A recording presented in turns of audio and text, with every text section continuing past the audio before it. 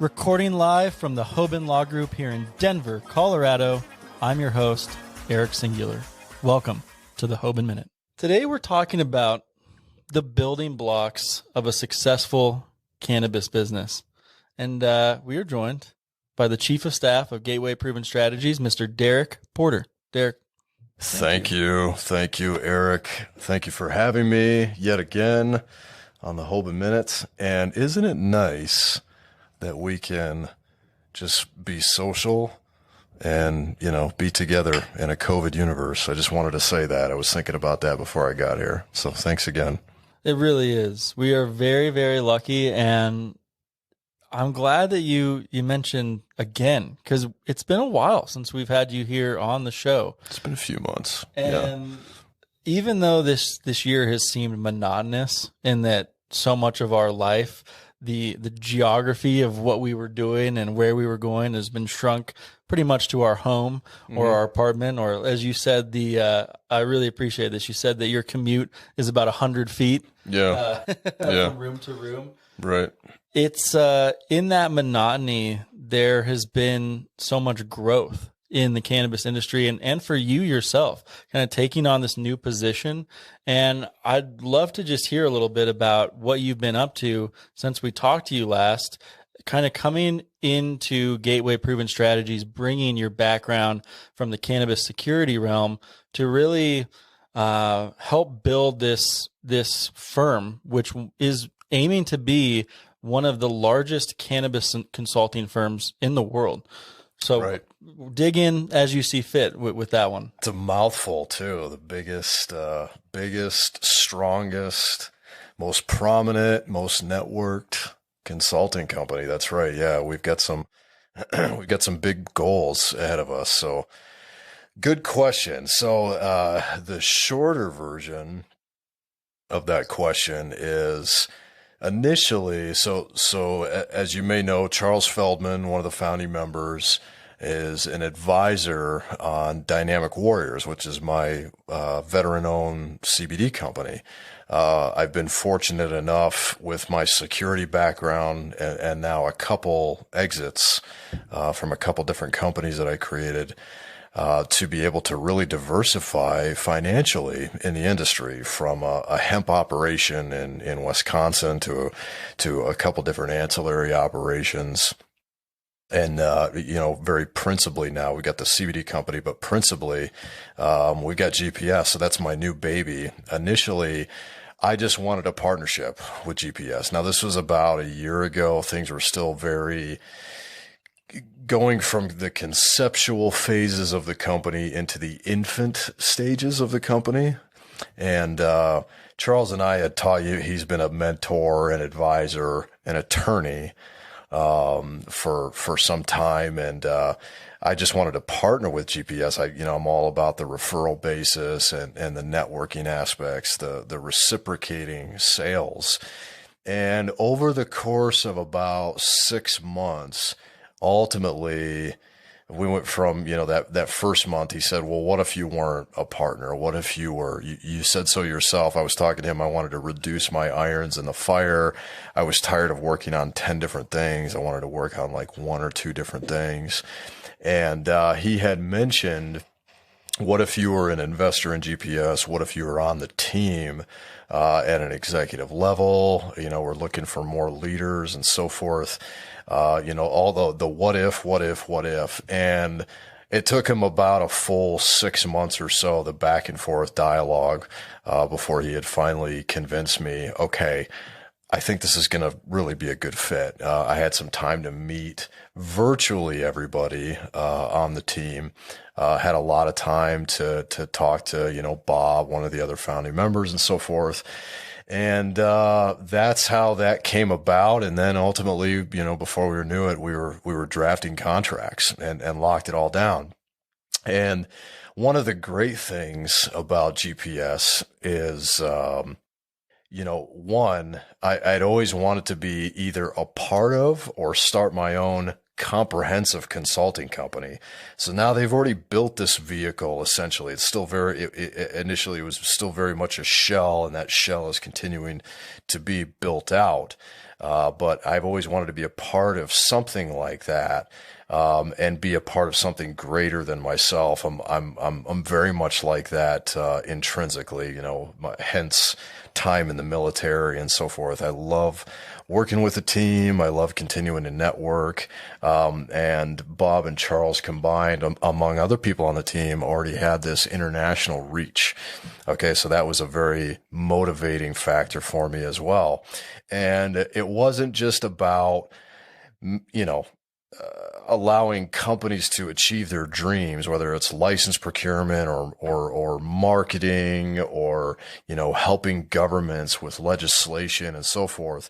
It was also, we all want to still make a hell of a living while doing that, but it's also about being a good steward and being an ambassador to the crop, cannabis in general, whatever side of the fence you're on. If you're on hemp or the marijuana side, it was very much about that stewardship, and doing right by the plant, because it's connecting to so many other industries and it's doing so many amazing things. So, why not dive in at a much deeper and much more comprehensive level, and make a great living, but also connecting with different companies and municipalities at a global level and really pushing forward in a much more macro level, if you will. So that was what was very motivating for me and very exciting for me, and was happy to climb aboard and accept a position and invest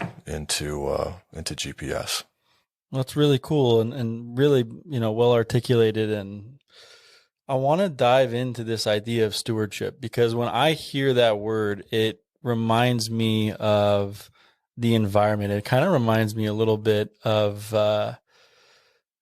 he's going to escape me right now, but the gentleman who started the Sierra Club, and this idea that we need to be stewards for nature. And so I'm interested, especially in the context of the global cannabis industry, which we know right now is still an immature industry, but it is maturing. And it's interesting that, even you were talking about kind of the development of GPS going from an infancy stage to an early stage company.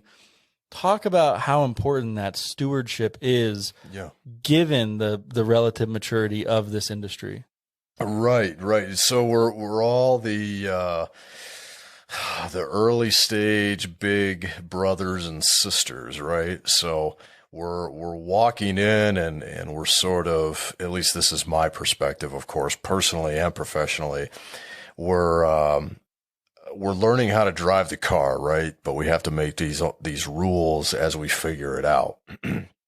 So with that being said, industry wide, I think it's really important to,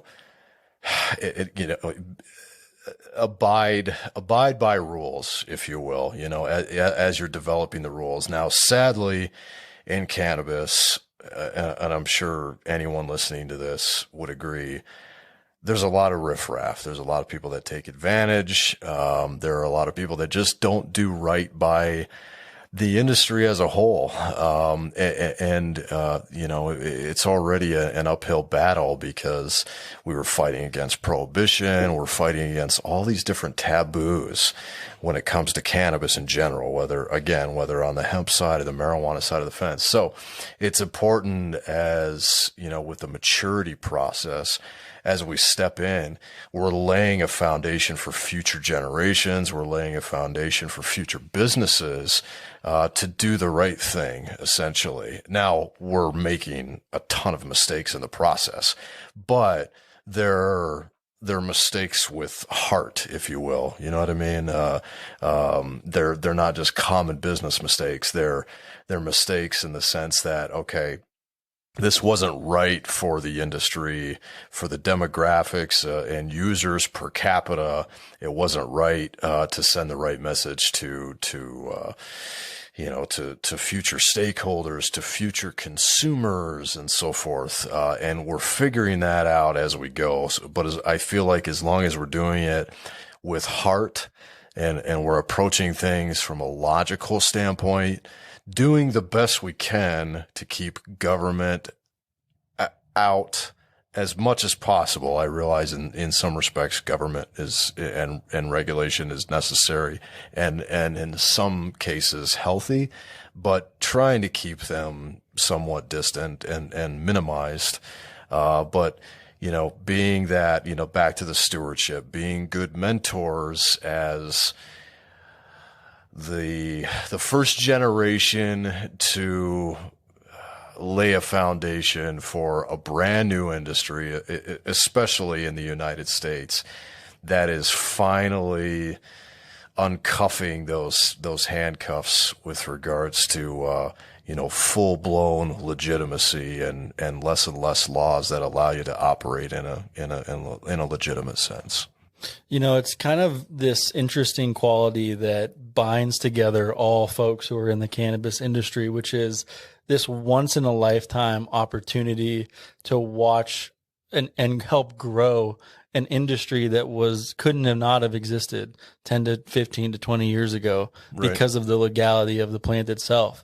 Right. And, so with this idea in mind of kind of the building blocks for growing a successful cannabis business, I know that GPS, you consult in so many different areas in so many different respects, whether that be for somebody who's just now looking at what happened in the last election, and someone who isn't in the industry right now but can feel this growing momentum, this growing behemoth of a thing that's coming, and they want to get involved. So I guess you'd call that entity formation. But then you also have these huge multinational corporations who are sitting on the sidelines, who've been watching it grow grassroots, and now as policy gets introduced, you have the House of Representatives passing the MORE Act, they're likely getting more and more interested in how they're going to enter the industry. I mean, what are, in your perspective, these kind of building blocks for success in this industry? Ooh, that's a good question. We need a few more hours. So, to your point, I feel like just now, let's call it in the United States. Oh gosh, what would you say is a good year where everything really kicked off? Would you say it was like 08 or 09, like from a medicinal standpoint? Would you say it's around that time frame for Colorado at least? Which is looked at very much as the Mecca in many respects. What do you think, Halston? She says 2009. That's kind of what I was thinking. Yeah. 2009. So with that being said, so let's call it 11 going on 12 years now, right? A lot of mistakes have been made. A lot of concrete has been paved, right? And we're starting to see new interest, new money, big dollars, right? Like we're looking at big funds that are coming in. We're looking at big pharma that is doing it. Big pharma is doing research, and I know they're doing research because I come from a competitive intelligence background, and I know some big pharma companies and various Fortune 5s that have inquired about us. They've asked a lot of questions. They have bought various assets. Doesn't mean that they're penetrating the industry yet, but they've bought various assets to gear up for a possible play in something that might be very closely attached at a medicinal level, very closely attached to pharma. And we're seeing those, I guess you could say, much more mature industries that have been a backbone for the United States, well, for commerce for a lot of years, looking to cannabis as a whole, as not just a form of continued commerce, but an emerging market. And you've got these different players in these different areas that have had a very particular way of doing things, oftentimes for over 100 years. Okay. Like pharma, for example, has been doing things, very regulated and in a very particular way for a very long time. And when you look at these new areas, new sectors of new industries that are looking to connect to an industry that is in many respects still considered taboo, like cannabis, when they're looking to attach and take advantage and make a profit. And I say take advantage in a positive way. Make a profit and make a move, make a play in an industry like cannabis, then it's very important, again, with foundations, to do it the right way and be a guiding light, a Sherpa of the mountain, if you will. Talk to, I always encourage entities like this that are looking to penetrate, if they're moneyed and they're heavily financially backed. And if they come from a lot of different industry experience outside of cannabis, of course, and if they're really looking to do it right, they need it's still a big mountain to climb, but it's a new mountain, and these different players have climbed mountains before, but they may need a new Sherpa, if you will, that knows that new mountain. And you have various, I like to say, advisors more than consultants. You have like yourself, Eric, and Halston even. We're all advising and we're all pointing a way and guiding these new players, if you will, entities, people, into the industry, and trying to do right by them in the process, and deter mistakes and so forth. So I think it's good that that's a foundation in and of itself, and it goes back to stewardship as well, as to guide people in the right direction, point the direction, point the way, and if it comes down to it, the hand-holding process, you do it with them, and you help build things with them wholeheartedly, with passion. Yes, we all want to make a living, but we're going to do right by the crop at the same time. I saw this article recently, and it was interesting because it talked about something that I've never seen anybody really talk about, and maybe it is because it's taboo, but I thought it was really interesting. One, it talked about how we're shifting over to this idea of cannabis as an ingredient rather than cannabis just being the end product, which of course is something a lot of people have talked about for a while. It's something that Bob has definitely been a proponent of for a long time.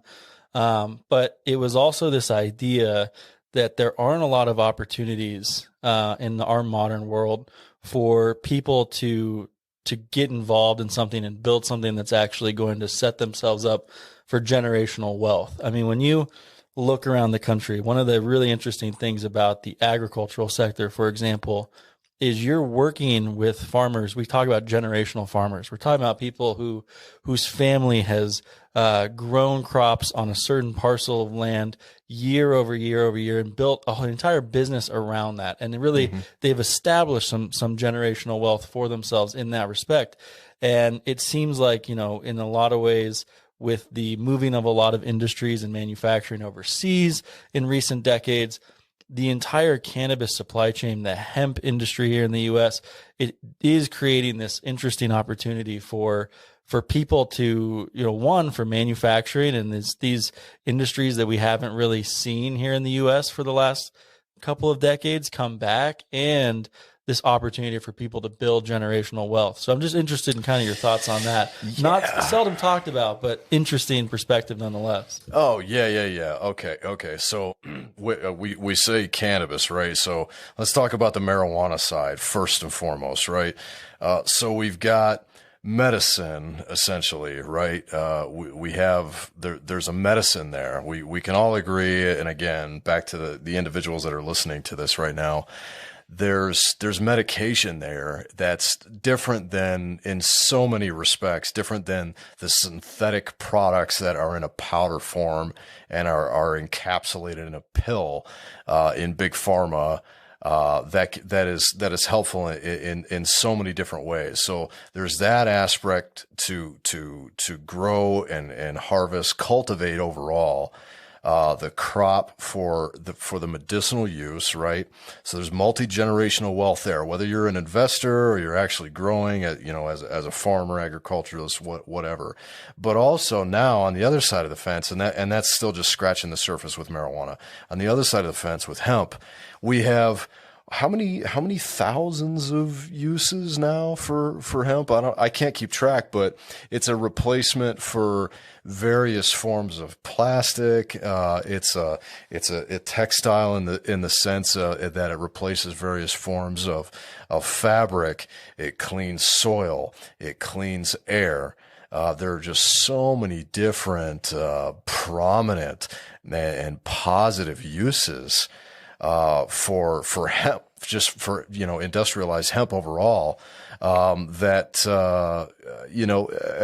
back to the agriculturist, to the farmers, multi-generational wealth there, but also anyone that's looking to invest. And then when I go back to the handcuffs metaphor, when the handcuffs are taken off and, some large company that's a, major, petroleum, major plastic producer decides to go hardcore on hemp, right?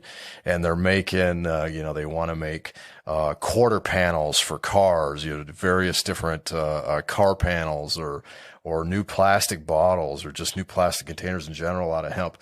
When they go big on it and they hit the more legitimate platforms like, New York Stock Exchange or NASDAQ, not only will they have multi-generational wealth, those different, and a lot of them are already going to be family owned businesses, but you can still make those bigger plays, whether old money or new money.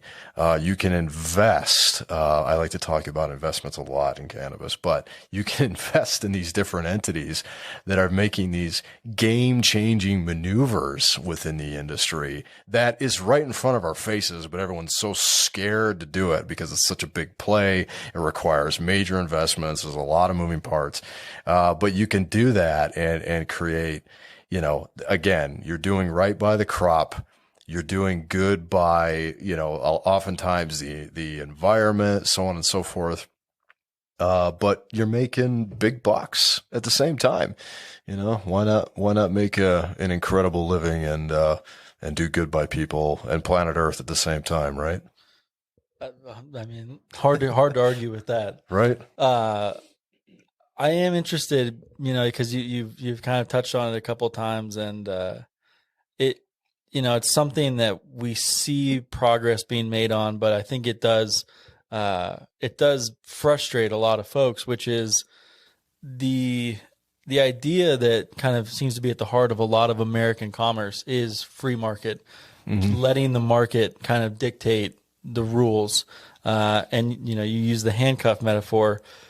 This industry really has not been in that position for the most part as of yet. So I am interested, just kind of in your thoughts with everything we've seen in the last couple of months, the 5 new states bringing on some form of legal marijuana, with the act that just passed in the House of Representatives, the MORE Act, and then even yesterday having Rand Paul introduce a new bill to raise the allowable THC threshold.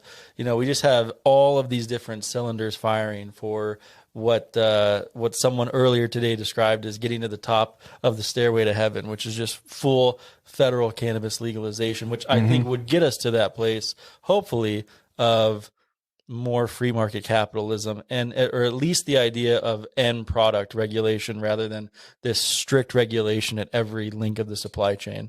So I'm just interested in your thoughts on, one, you think, we'll see some progress on the legal side of things on that kind of loosening of those handcuffs here in the near future?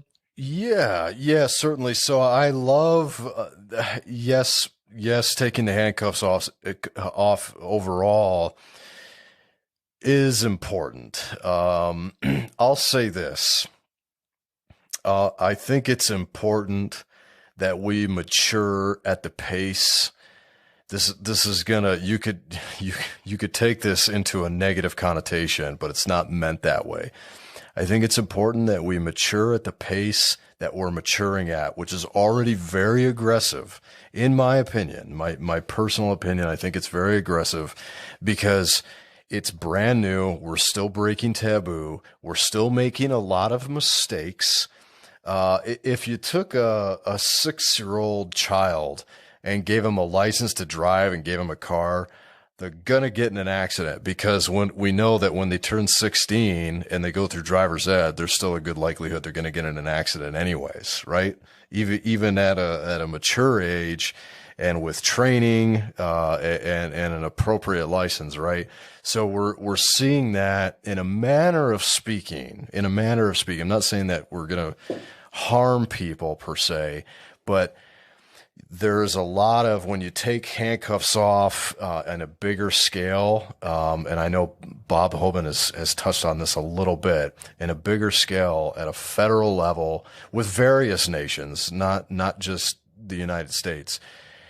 There's a whole lot of chaos, and we're already this Wild West industry, and it makes it for now a gun-toting, gun-fighting cowboy up Wild West when you go full bore, and suddenly it's like there are no rules, period. Like, just everybody do whatever they want, right?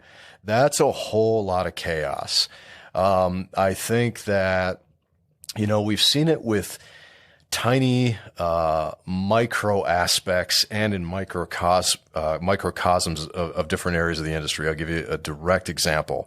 Transportation of cannabis on the marijuana side of the fence. Now, you would think that, transporting any asset, there's a danger, right? Transporting jewelry, transporting cash, transporting gold bars, right? Well, we found out that transporting cannabis is a little bit different, and it can lead to various accidents. It can lead to some very interesting robberies, and sadly, it can lead to deaths. Now, that can happen with any asset, but we had to learn the hard way because these things had never been done really at a legitimate level. So that's an example at a very micro and a microcosm, because it's only happened in a few states, to where catastrophe can occur. And we want to protect the masses. We want to be good stewards. We want to be good ambassadors, right? We want to do right by the crop. So I think that maturity is important, but there has to be a pace. You can't just, let the 5-year-old into the bar at the end of the day. You know what I mean? We gotta take it one step at a time. And I think that we're doing things very quickly as it is, and we need to learn and grow, as we progress. Well, absolutely. There's probably a little bit of a cautionary tale with the Canada market in there a little bit, and the difference between $1 million mistakes and $1 billion mistakes. Good point. Is a good point. But Derek, thanks for bringing your A game. Your metaphors have been absolutely awesome. Thank you. And for anybody who wants to learn more about Gateway Proven Strategies, gps.global is the place to do that. Sign up for the newsletter. That's right. But really appreciate you having you on today, man. Thank you so much. Very humbled as always, and look forward to being on again. Absolutely. Excited to have you. Thank you for listening to this episode of the Hoban Minute. Do you have any ideas for episode topics or guests? We would like to hear from you. Reach out to us at media@hoban.law and stay tuned for more on the Hoban Minute.